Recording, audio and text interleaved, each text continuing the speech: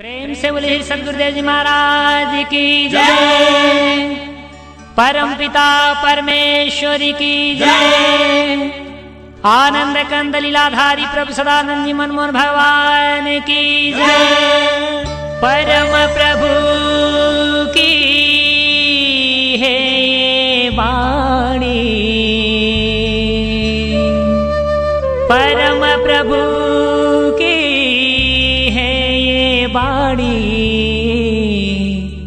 जल्दी ही सतयुग आएगा, सत्पुरुषों का राज बनेगा, पापी नहीं बच पाएगा। ओ पापियों कान खोल कर सुन लो, पापियों कान खोल कर सुन लो, पाप छोड़ कर धर्म पकड़ लो, तभी तू रहने पाएगा, सत्पुरुषों का राज बनेगा, पापी नहीं बच पाएगा। जीव तक, जीव और जीव रूह सेल्फ, और जीव रूह सेल्फ और आत्मा ईश्वर ब्रह्म नूर सोल स्पिरिट तक, इसके बीच और आत्मा ईश्वर ब्रह्म तक, फिर से आत्मा ईश्वर ब्रह्म नूर सोल स्पिरिट और परमात्मा परमेश्वर परम ब्रह्म खुदागाड़ भगवान के बीच और खुदागाड़ भगवान तक चार क्षेत्र है। संसार शरीर के बीच, नीचे से ऊपर चलेंगे तो संसार शरीर के बीच पहला, शरीर जीव के बीच दूसरा, जीव ईश्वर के बीच तीसरा और ईश्वर परमेश्वर के बीच चौथा। चूंकि परमेश्वर इस यूनिवर्स का एब्सोल्यूट है,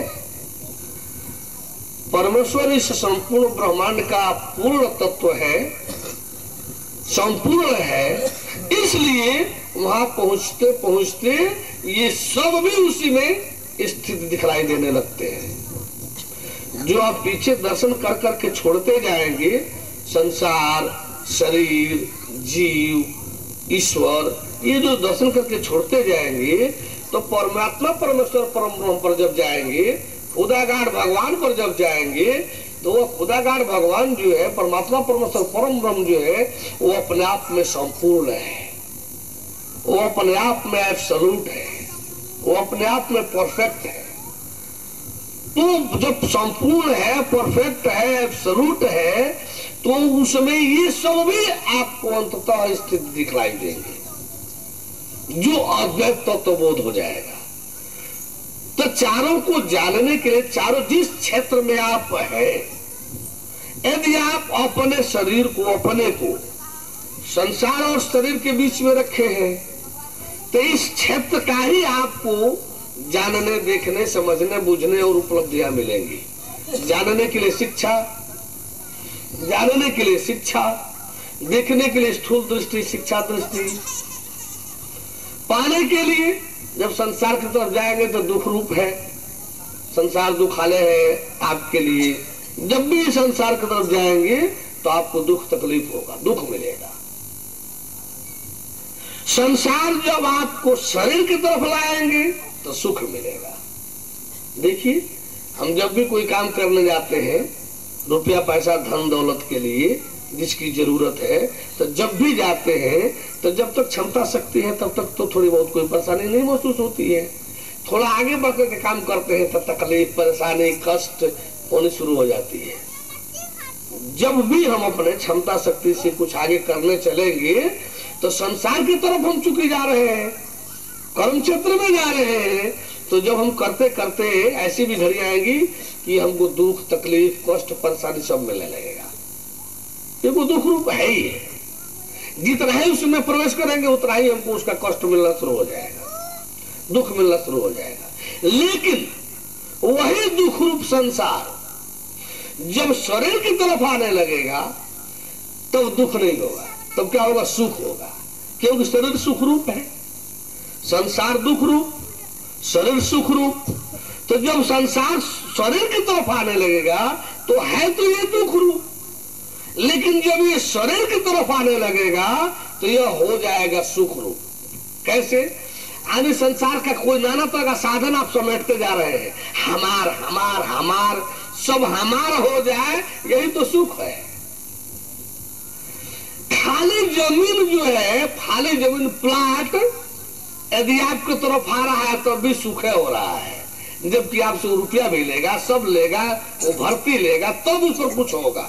लेकिन खाली जमीन जब आपके नाम की तरफ, शरीर की तरफ आ रहा है, वो भी आपको सुख दे रहा है। हम तो इतना जमीन लिए हैं, हम इस शहर में इतना जमीन खरीदे हैं, यानी वो खाली जमीन भी आपकी तरफ जब आएगी तो भी आपको सुख रूप लगने लगेगा। क्यों? ऐसा ही है या कुछ और है? थोड़ा समाज में हम लोग देखते चले कि शरीर जब संसार की तरफ जाएगी, खेत में जाए, ठेकेदारी में जाए, नौकरी में जाए, चाहे जहां भी जाए, तो जब जस उसमें बढ़ने लगेंगे हमको कष्ट दुख होने लगेगा। लेकिन वही जब इधर बढ़ने लगेगा, गाड़ियां आ जाए, फैक्ट्रियां आ जाए, खाली प्लाट से आ जाए, धन दौलत आ जाए, कोई परेशानी नहीं महसूस हो रही, सब परेशानी के बावजूद भी सुख महसूस हो रहा है। सब परेशानी है, आने में, रखने में, उसको ठीक व्यवस्थित करने में सब परेशानी हो रही है, लेकिन फिर भी क्या मिल रहा है? सुख। सुख देखिए ऐसा ही है कि नहीं है? तो ये संसार दुख रूप है। जब आप अपने को जब भी उधर ले जाएंगे, प्राप्ति दुख होगी। जानने के लिए शिक्षा है, देखने के लिए आंख है, पाने के लिए संसार की तरफ जाएंगे तो दुख, शरीर की तरफ आएंगे तो सुख। ये इसकी उपलब्धियां है। और बनेगा क्या? करने के लिए कर्म, पाने के लिए भोग, और वही भोग जो है, भोगने के लिए 84 लाख का चक्कर। वो क्या है? भोग ही तो है। थोड़ा कीट जो नहीं भोगिए, तो मच्छर जो नहीं भोगिए, तब मछली जो नहीं भोगिए, तब कछुआ जो नहीं भोगिए, तो यानी सब तरह से जोनियों जो है को भोगते हुए, भोगे तो भोगना है, 84 लाख जोन भोगे तो है। इसमें एक मानव जोन ही केवल है जो भोग के लिए नहीं, मोक्ष के लिए मिली है। इसको भी आप लोग भोग ही जोन बना डाले हैं। तो इस तरह से जो है ये दुख सुख रूप। लेकिन और कब तक? ये संसार क्या है? शिक्षा क्या है? इंद्रियों से, इंद्रियों के द्वारा इंद्रियों तक, इंद्रियों से इंद्रियों के लिए इंद्रियों तक। संसार में शिक्षा, सुख दुख, सुख सुख दुख, साधन संपन्नता, ये सब कुछ क्या है? यानी इंद्रियों से इंद्रियों के लिए और इंद्रियों तक, शरीर से शरीर के लिए शरीर तक, इससे आगे इसका कोई अस्तित्व नहीं है। संसार में जो कुछ भी है, संसार और शरीर के बीच, शरीर तक, बस यही है। जानने के लिए शिक्षा है, देखने के लिए आंख है, पाने के लिए, करने के लिए कर्म है, पाने के लिए भोग है। भोग क्या है? दुख सुख, दुख सुख, सुख दुख, दुख सुख, सुख दुख। भोगने के लिए चूंकि भोग है, 84 लाख जो भोगी। बोले परम प्रभु परमेश्वर की। अब इसमें आप सच्चिदानंद खोजे तो एक घोर मूर्खता है। इसमें आप चिदानंद भी खोजे तो घोर मूर्खता है। यदि आप इसमें आनंद खोजे तो वो मूर्खते है। जहां जो चीज है ही नहीं, वहां उसको खोजने से फायदा। ये संसार और शरीर के बीच जो है रहेगा वही तो मिलेगा खोजने से। जो उस बीच में है ही नहीं, उसको खोज करके आप क्या करेंगे? आनंद का स्थान है जीव से जीव के लिए जीव तक। जब आप शरीर और जीव के बीच में रहना शुरू कर देंगे, जब अपने रहन सहन कार्य विधान का क्षेत्र जब शरीर और जीव के बीच करेंगे और जीव से जीव के लिए जीव तक के व्यवहार में जब रहने लगेंगे, तब उसमें जो मिलेगा वो उसका विधान क्या है? जानने का विधान क्या है? स्वाध्याय, सेल्फ रियलाइजेशन। शरीर संसार वाला क्या था? शिक्षा, एजुकेशन। इसका क्या है? स्वाध्याय, सेल्फ रियलाइजेशन। उसमें देखने के लिए क्या थी? स्थूल दृष्टि, आंख, शिक्षा। इसमें देखने के लिए क्या है? निधि ध्यासन की अवस्था में सूक्ष्म दृष्टि, निधि ध्यासन की अवस्था और सूक्ष्म दृष्टि। इस तरह से जो है आप जब इस जीव से जीव के लिए और जीव तक के व्यवहार में अपने को करेंगे, उसमें उपलब्धि है स्वानुभूति, आनंदानुभूति। स्वानुभूति, आनंदानुभूति, self realisation, of the self, for the self and by the self, by the self, of the self and for the self.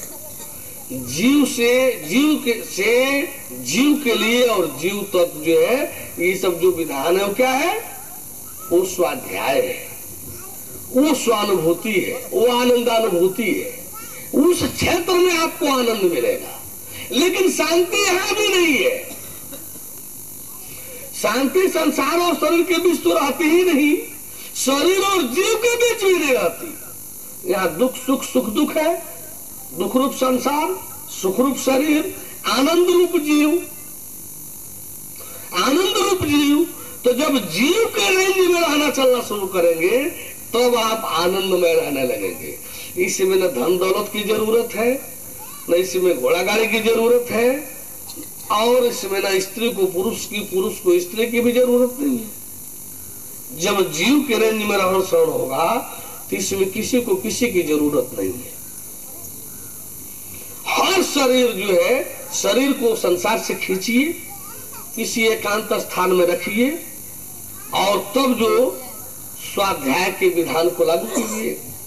क्या है? श्रवण, मनन चिंतन और निधिध्यासन, तीन मिलकर के स्वाध्याय होता है।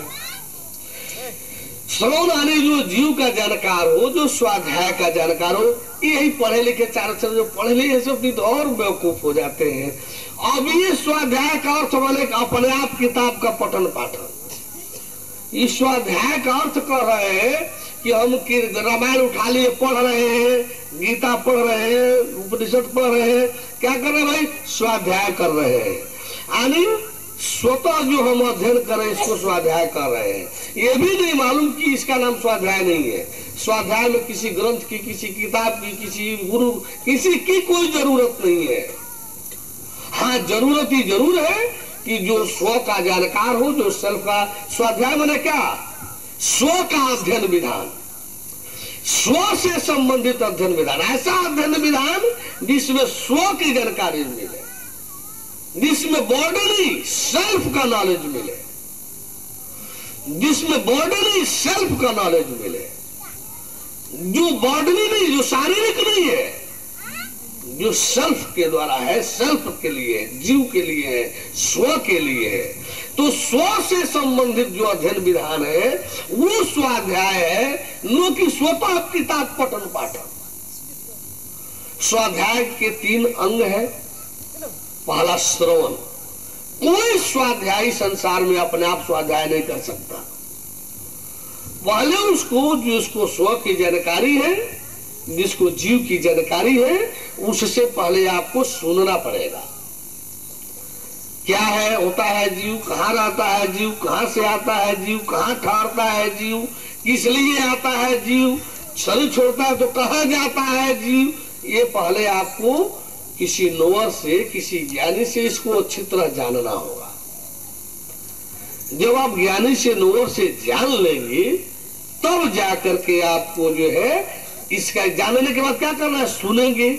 सुनने के बाद आपको छूट रहेगी मनन चिंतन का। जो सुने हैं वो सही लग रहा है कि नहीं, इसका मनन चिंतन कीजिए। जो सही लग रहा है, जो सुने हैं वो सही लग रहा है कि नहीं, इसका मनन चिंतन कीजिए। और मनन चिंतन के बाद जब लगे कि सही है, तब उसको देखने का प्रयास कीजिए। तब उसको देखने का प्रयास कीजिए। देखने के में क्या होगा कि आप निधिध्यासन और सूक्ष्म दृष्टि के बगैर कभी भी जीव को नहीं देख सकते।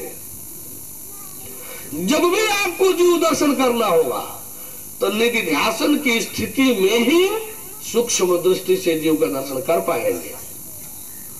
निधिध्यासन उस स्थिति का नाम है जिसमें शरीर और जीव दोनों अलग अलग हो जाते हैं। शरीर और जीव दोनों अलग अलग रहते हैं। आपको सूक्ष्म दृष्टि से उस निधिध्यासन की स्थिति अवस्था में जाकर के आप तब शरीर और जीव दोनों को सूक्ष्म दृष्टि से, वैचारिक दृष्टि से इसको देखना होगा। तब आप जीव के सेपरेट जो उसका अपना रूप है वो पकड़ में आएगा। और बड़ी विचित्र है, वो आकृति है वो जीव में, रूप है जीव में, शरीर है जीव में, लेकिन कोई पदार्थ नहीं है। उसमें रूप है, आकृति है, वो शरीर है, लेकिन पदार्थ नहीं है। उसमें क्रियाशीलता है, अनुभूति है, कर्म है, भोग है, सब कुछ है, लेकिन वो आत्मा नहीं है। चेतना रहते हुए भी चेतन नहीं है। चेतना उसमें जरूर है, लेकिन चेतन नहीं है। आकृति रूप जरूर है, शरीर जरूर है, लेकिन पदार्थ नहीं है। ये सारा भूख प्यास, ये दुख सुख की अनुभूति जो है उसी जीव को होती है, शरीर को नहीं। ये नरक स्वर्ग जो है उसी जीव को झेलना पड़ता है, शरीर को नहीं। ये पुनर्जन्म जो है उसी जीव का होता है, शरीरों का नहीं। इस प्रकार से जो है आप हम सभी जीव उस जीव को जाने देखेंगे। और जब हम उस जीव को जान देख लेंगे, उस विधान से, स्वाध्याय से जानेंगे और निधिध्यासन के अंतर्गत सूक्ष्म दृष्टि से जब देखेंगे, आप जब हम उसी का अभ्यास करना शुरू करेंगे, उसी में स्वानुभूति में रहने की, उसमें आपको आनंदानुभूति मिलेगी, आनंद की अनुभूति होगी। वो आनंद की अनुभूति वाला विषय है, तो उसमें किसी बाहरी विषय वस्तु की कोई जरूरत नहीं है, उसमें इंद्रियों की भी जरूरत नहीं है, उसमें किसी भी बाह्य साधन साधना की जरूरत नहीं है। बोले परम प्रभु परमेश्वर की। ये आनंद का क्षेत्र है, सूक्ष्म दृष्टि का क्षेत्र है, सूक्ष्म शरीर का क्षेत्र है। ये भूत प्रेत से लगाए नरक स्वर्ग तक इसी जीव के रेंज में आते हैं, पुनर्जन्म तक। जब आप इस जीव से भी अगले क्षेत्र में जाएंगे, आत्मा ईश्वर ब्रह्म के रेंज में जाएंगे, तो ईश्वर से ईश्वर के लिए ईश्वर तक, आत्मा से आत्मा के लिए आत्मा तक, ब्रह्म से ब्रह्म के लिए ब्रह्म तक, नूर से नूर के लिए नूर तक, सोल से सोल के लिए सोल तक। आने हम जीव और ईश्वर, रूह और नूर के बीच जब हम अपना अस्तित्व कायम करेंगे, उसके बीच जब अपना रहन सहन का अभ्यास करेंगे, जैसे संसार के बीच शरीर के रहन सहन का अभ्यास कर रहे हैं, वैसे ही शरीर और जीव के बीच के अभ्यास करने पर वह सही रूप मिलेगा आपको। और जीव और ईश्वर के बीच, रूह और नूर के बीच जब हम अपने को स्थित रखेंगे, उसमें स्थित रहने का अभ्यास करेंगे, तब आपको उसमें जानने के लिए, अब शिक्षा तो समर्थ ये नहीं है, ये स्वाध्याय भी उसमें समर्थ नहीं है। शिक्षा से तो आप उसे जान ही नहीं सकते, आत्मा ईश्वर ब्रह्म को स्वाध्याय से भी नहीं जान सकते।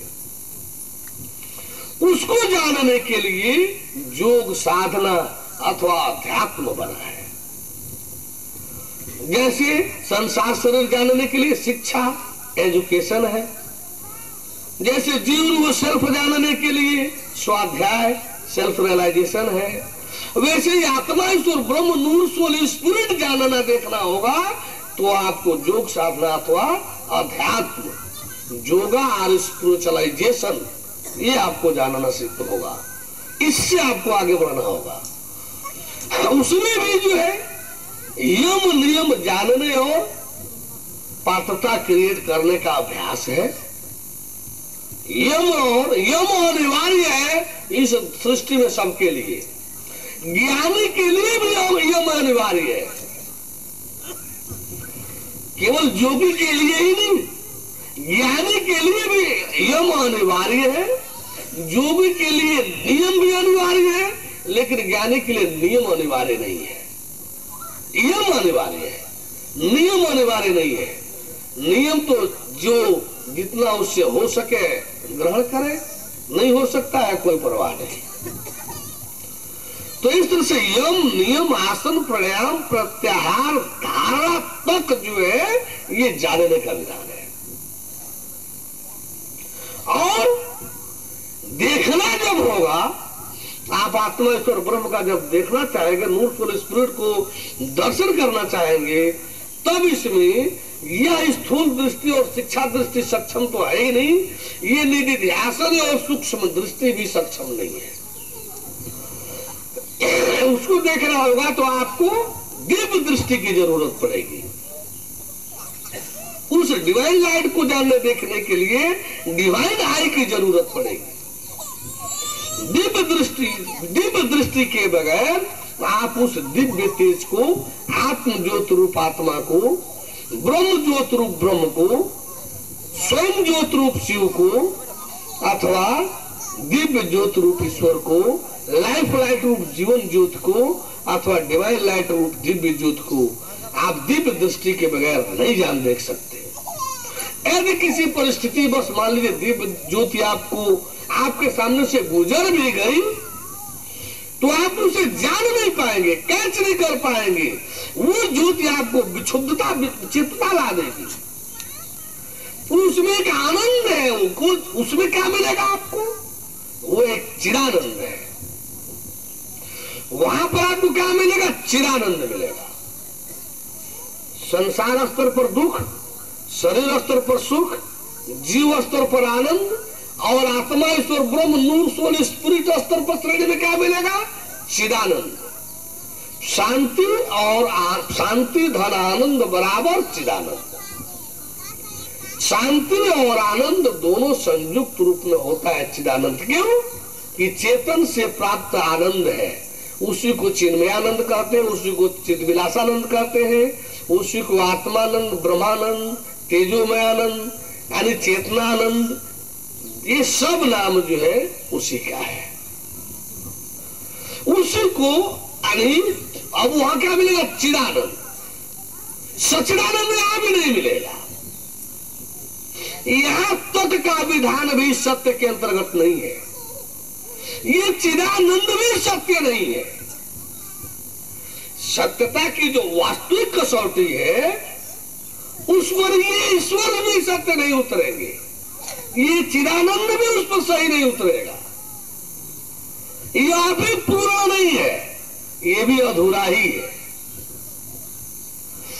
जब आप चौथे अंत पर लास्ट क्राइटेरिया में, क्षेत्र में जब जाएंगे, यानी आत्मा और परमात्मा के बीच, ईश्वर और परमेश्वर के बीच, आप ब्रह्म और परम ब्रह्म के बीच, आप नूर और अल्लाह ताला के बीच आप जब जाएंगे, यानी सोल एंड गॉड के बीच, तब वहां जो उसमें जब आप अपना रहन सहन करेंगे, उसमें जब अपने रहने चलने का अभ्यास करेंगे, जैसे शरीर का अभ्यास संसार में कर रहे हैं, वैसे इसका अभ्यास जो है आप परमात्मा के क्षेत्र में करना शुरू कीजिए। जब परमात्मा के क्षेत्र में रहन करना शुरू करेंगे, तब जाकर के आपको वहां क्या मिलेगा? सच्चिदानंद, सच्चित आनंद।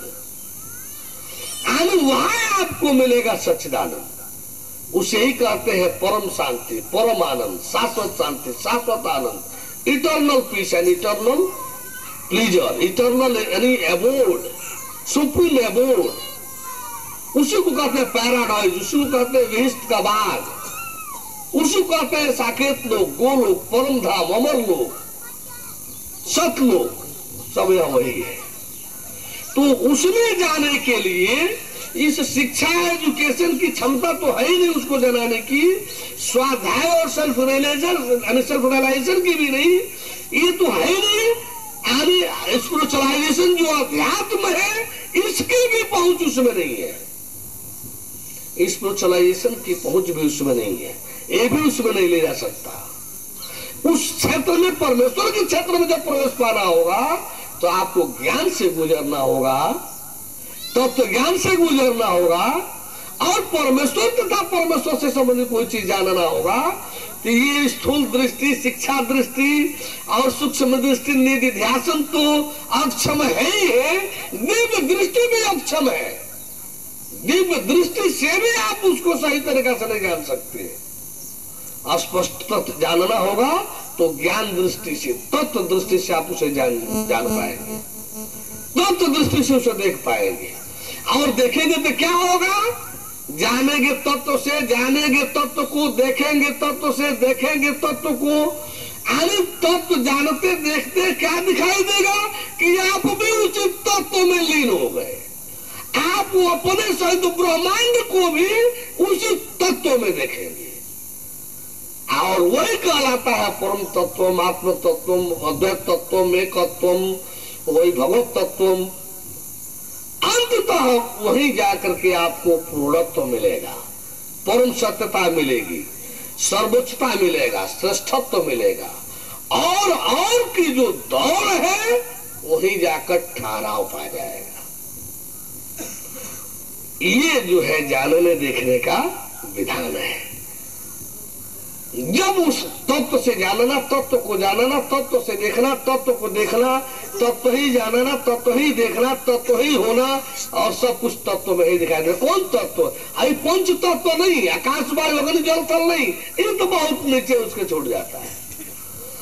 यह वह तत्व है जिससे आत्मा ईश्वर ब्रह्म की भी उत्पत्ति होती है, शक्ति की भी उत्पत्ति होती है। उत्पत्ति, स्थिति और लय प्रलय करने वाली तीनों शक्तियां भी उसी से उत्पन्न होती है, उसी से क्रियाशील रहती है और अंततः उसी में लीन रहती है। सब करते हुए भी परम प्रभु की है ये वाणी। नीला दिखाई दिया, फिर मतलब वहाँ दिखाई तोरा शंकर जी का मूर्त, मतलब साथ फोटो और की बाद काला। ठीक हो बोलिए। मैंने पहले शंकर भगवान को देखा, फिर पार्वती को प्रणाम के आशीर्वाद दिए जी, तो बताते चलिए। फिर गणपति जी को देखा, फिर राम जी को देखा, विष्णु जी को देखा, लक्ष्मी जी को और ठीक है। तो प्रणाम का सब आशीर्वाद दिए आपको। चलिए। शंकर जी ने दर्शन दिया। बोलिए मत भाई, बोलिए मत। हाँ। और गणपति बप्पा ने दिया, नारद जी ने दिया। क्या दिया? आशीर्वाद। प्रणाम कैसे? हाँ। और किसको किस देखा? और शंकर भगवान को देखा। हाँ। चलिए बोले। मैं भी पहले शंकर जी को देखा, फिर पार्वती माता को, फिर गणेश भगवान को, फिर विष्णु भगवान को। प्रणाम के आशीर्वाद दिए। हाँ, प्रणाम के आशीर्वाद भी मिला। और राम भगवान को, कृष्ण भगवान को। ये जगह राम प्रणाम के, राम जी भी प्रणाम को आशीर्वाद दिया, किसी प्रणाम के आशीर्वाद दिए। बोलिए। मैंने शंकर जी को देखा, आशीर्वाद दिया था। पार्वती माता को देखा, वो भी आशीर्वाद दे रही थी। गणपति जी को देखा, वो भी आशीर्वाद दे रहे थे। विष्णु जी को देखा, वो भी आशीर्वाद दे रहे थे। प्रणाम के तब आशीर्वाद दिए ना जी। फिर कृष्ण भगवान को देखा, फिर उसके बाद लक्ष्मी माता को देखा, उसके बाद नारद जी को देखा। शंकर भगवान को देखा, उन्होंने भी आशीर्वाद दिया। और पार्वती को देखा, उन्होंने आशीर्वाद दिया। शंकर भगवान को देखा। परम प्रभु की है ये वाणी, जल्दी ही सतयुग आएगा, सत्पुरुषों का राज बनेगा, पापी नहीं